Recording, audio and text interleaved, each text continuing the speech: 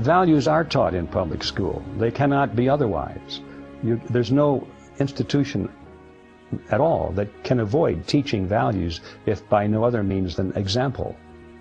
You can teach values by just not doing certain things, by avoiding certain topics. Students pick up on that. They get the message that we're not talking about religion, for example. Well, that's a value. We don't talk about religion. That's a value.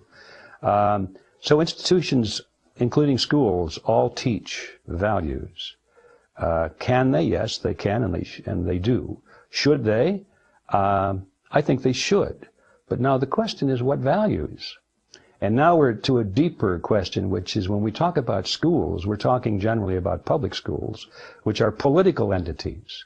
Now we're talking about a school system that's teaching values that's determined not by the parents, not even by the teachers, but by the political groups that provide the funding, the politicians, the bureaucrats, the think tanks, all these invisible structures above. Now, those are the people who are determining the values that are being taught in our schools. I think, personally, the ultimate answer is that schools should teach values. Schools should be completely operated by parents.